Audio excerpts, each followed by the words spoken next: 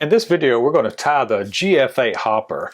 And the GFA Hopper has been around for a number of years, and it's really known for its ease of construction and its effectiveness in various colors and various sizes. It's an extremely effective hopper pattern that's simple to tie, and it was created by Walter Wiese out of Montana.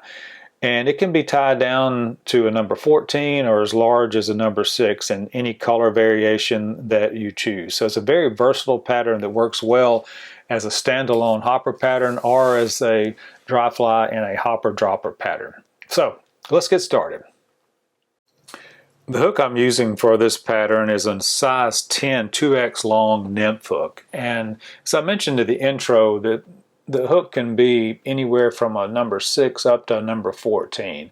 And for thread, because I'm tying a tan version of this, I'm using tan 140 denier ultra thread, and I wrap back to the bend of the hook and let my thread hang about the point of the hook.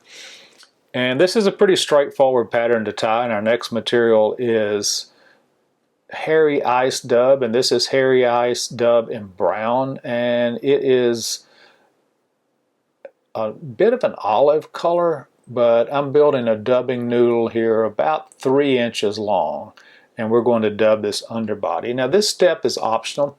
You can certainly tie this fly without the underbody, but the underbody helps stabilize the foam, and it gives it a little bit of extra bugginess as well. So I dub the body forward, and notice I started my thread just back of the hook eye, and I need a little bit more dubbing here. And I'm going to dub forward to that thread point, right about there. And I want to make sure to leave that space behind the eye because we're going to whip finish there and tie down our foam as well. So I move my thread back now to just forward, about halfway down the hook shank. And this will be the first tie-in for our body. Now our body is simply tan 2mm craft foam, and I've trimmed it to the width of roughly just a little bit larger than the gap of the hook. And then on the rear of the tail of the fly, I've trimmed it to kind of a blunt pyramid there. And so in order to stabilize that foam and keep it from twisting, I'm going to add a dab of super glue here just in front of the thread, just between the thread and the hook eye.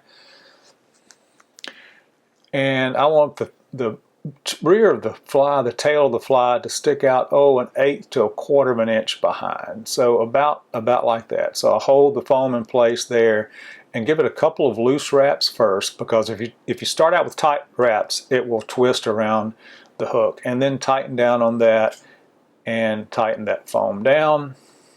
And I don't put super glue at the back. You certainly can, but I like for that tail to be able to move a bit in the back.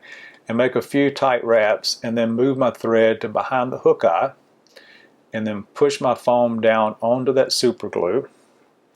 And again, take a couple of loose wraps, tighten down on those, and make sure that foam's on top of the hook.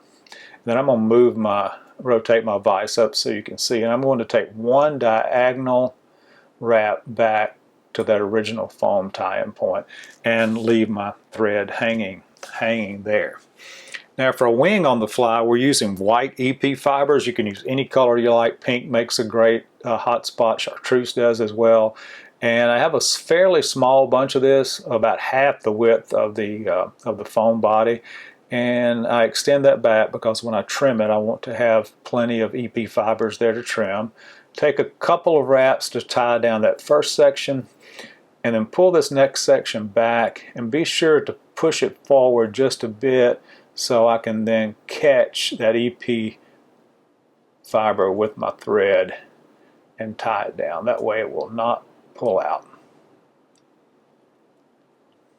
Okay, and let's go ahead and trim these EP fibers. I like to trim them just shorter than the tail, so I line my scissors up just short of the tail and trim those off.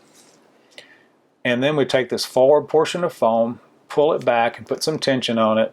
Again, take a couple of loose wraps, a couple of tighter wraps, and tie that foam down.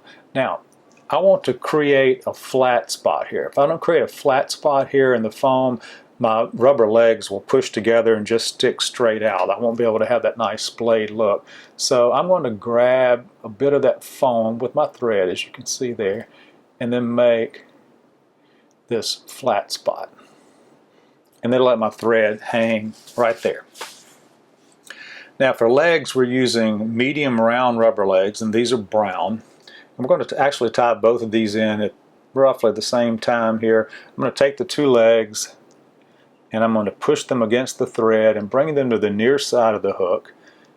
And then I'm going to take the top leg and move it to the far side of the hook. And I moved it a little bit too far, so let me pull it back up, rotate it back. And then we take a couple of wraps of thread to tie those legs in place. And let's make sure they're where we want them to be. Yeah, that looks about right. Good. Now at this point, let's go ahead and trim our tail, or the above the wing, not the tail, or above the wing. And so I trimmed that to about the same width as the head. And then I like to trim off those corners to give it a little bit of a taper. Certainly not necessary at all, but I like the way it looks. And then for our final material on the fly is this pink hot spot, and this is more 2mm craft foam, and you can see I've trimmed it to about 2/3 of the width of my my body foam, and I want it a little bit shorter in the back than that wing portion of the body foam. So again, take a couple of loose wraps rather, tie it down, and then let's come in and trim that front off short. And it gives us a very nice hot spot for our hopper. Now I could whip finish here just over these legs, and if you're comfortable in doing that, go ahead and do so, but I'm going to whip finish behind the eye of the hook. So I pull my legs back, take a few wraps just behind the eye of the hook, and then using my whip finish tool, pull those legs back out of the way and give it a little dubbing fiber there. 3 or 4 turn whip finish.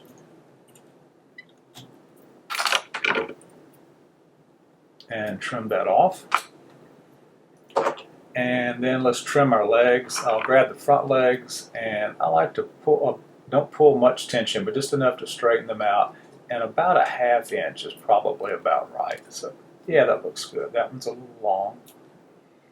And then for rear legs, we want to measure them about the length of the tail, just a little bit shorter than the length of the tail. So about like that.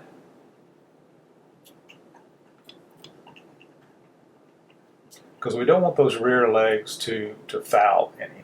So I'm going to make those front legs a little bit shorter. I like fairly short legs on this pattern. So there we go. One more step and we are finished.